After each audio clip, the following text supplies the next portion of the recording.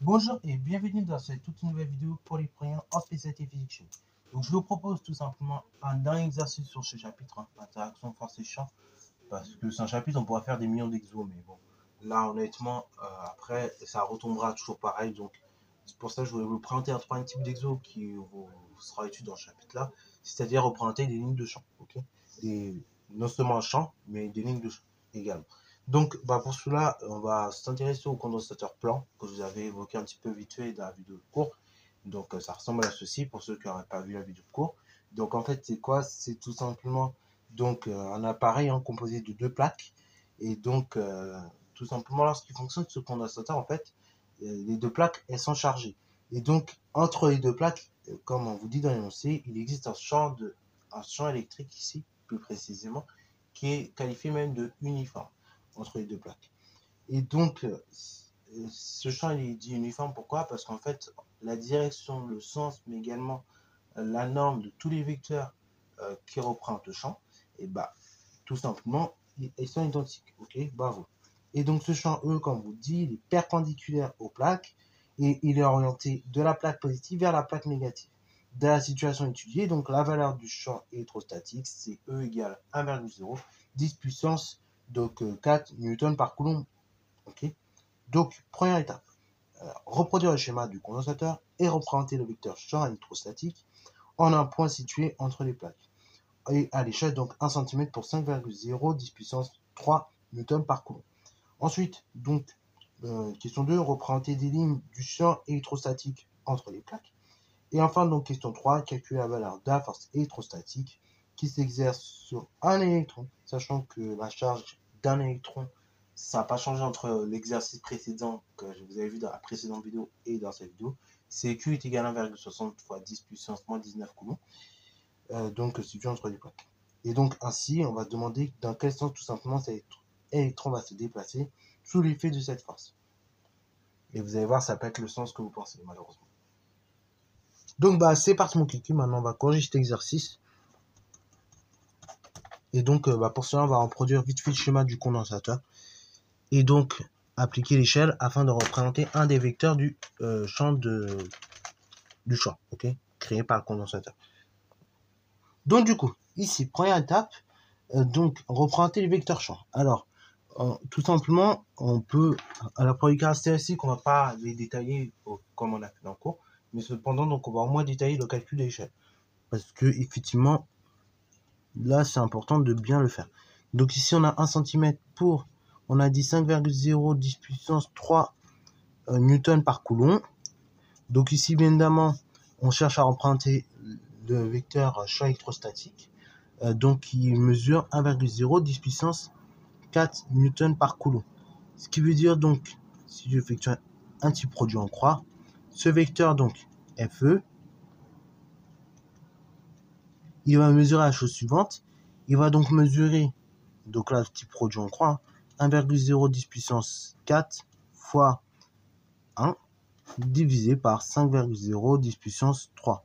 Et donc de façon mentale, on peut trouver que FE mesure 2 cm. Ok, bravo. Alors attention, vous avez remarqué, là dans mon calcul, je n'ai jamais mis la flèche vecteur, parce que là c'est pas vrai. D'écrire FE en vecteur égale 2 cm. Non.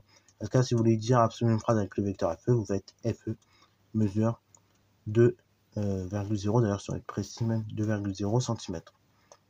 Ok, bravo. Bon, une fois que cela est fait, il suffit de représenter un vecteur du champ électrostatique. Donc là, on vous donne les caractéristiques. Donc ici, la direction, c'est quoi? La direction, c'est perpendiculaire donc aux plaques. Donc je prends la plaque, je me place perpendiculairement. Et ensuite, au niveau du sens, c'est quoi? Tout simplement, il va se déplacer de la charge positive, donc là je vous traduis l'énoncé, vers la charge négative, donc de A vers B, par conséquent. Donc là je vous le représente ici, voilà, de cette manière-là, et donc à la longueur 2 cm. Voilà, donc ici c'est le vecteur champ, E. Première étape. Deuxième étape, représenter donc les lignes du champ électrostatique entre les plaques. Donc là, ce sont tout simplement les lignes qui sont tangentes à chacun des vecteurs.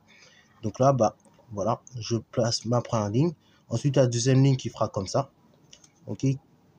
qui va suivre cette direction-là, et la troisième ligne qui va suivre cette direction-là. Ok, alors pour bien distinguer le vecteur d'ailleurs du champ, on va donc le représenter en bleu.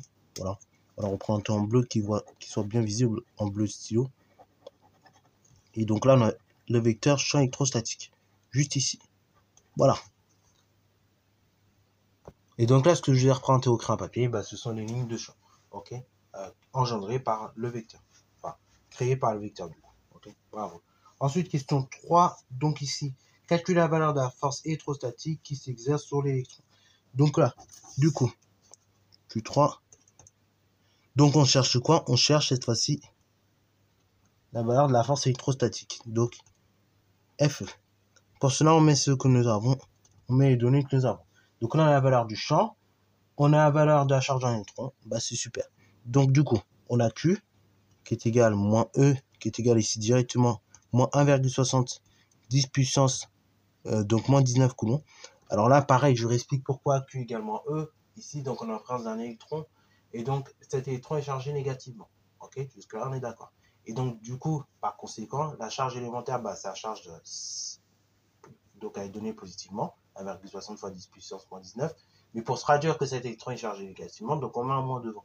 Ok. Alors pourquoi je ne explique pas ça? Parce que c'est vrai que quand on fait un exemple terme là, donc sur la mécanique dans le champ uniforme, on retrouve un peu les relations qu'on voit en première, avec les formules en électrostatique, là, les champs électrostatiques. Et donc parfois, si on ne se rappelle plus bien de son cours de première, on est bloqué, clairement, pour faire ces questions. Donc, il faut bien évidemment ne pas oublier, enfin voilà, c'est pour ça que je prends le temps d'expliquer vraiment pourquoi.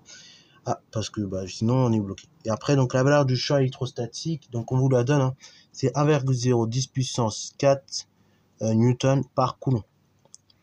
Or, vous vous rappelez que la force électrostatique, vectoriellement parlant, c'est tout simplement Q multiplié par le champ électrostatique.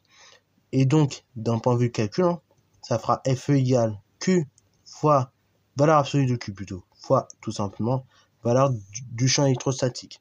Ce qui veut dire que Fe est égal, donc valeur absolue de moins 1,70 puissance moins 19, multiplié par 1,010 puissance 4. Ok, ce qui fait donc Fe, si vous effectuez le calcul, égale la chose suivante, donc égale 1,6 fois 10 puissance ici, donc là 10 puissance moins 19 multiplié par 10 puissance moins 4, donc si vous effectuez le calcul, normalement vous obtenez donc 10 puissance moins 15.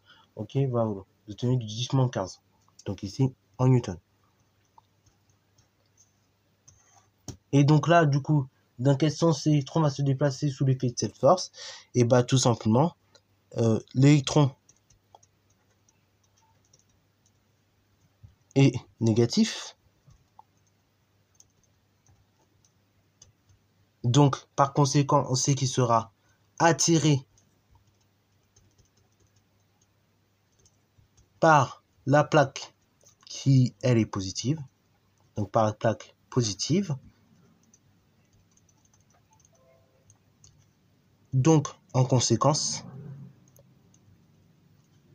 l'électron, donc que je vais symboliser E-, se déplace. Donc, tout simplement, de la plaque tout simplement positive vers la plaque négative.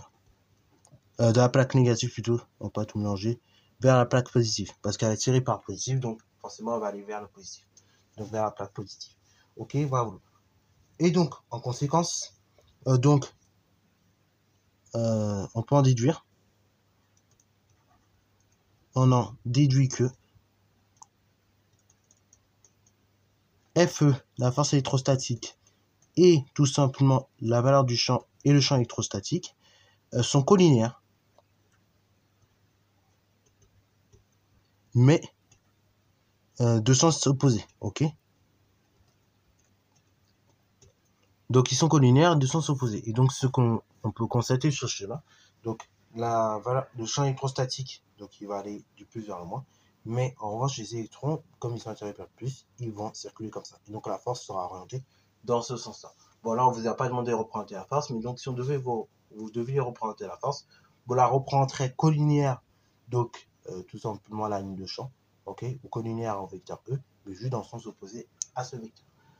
Voilà, voilà. Donc, sur ce, c'est la fin de cette vidéo. J'espère qu'elle t'a plu. Si c'est le cas, n'hésite pas à la liker, commenter et balancer toi en mathématiques et en sciences.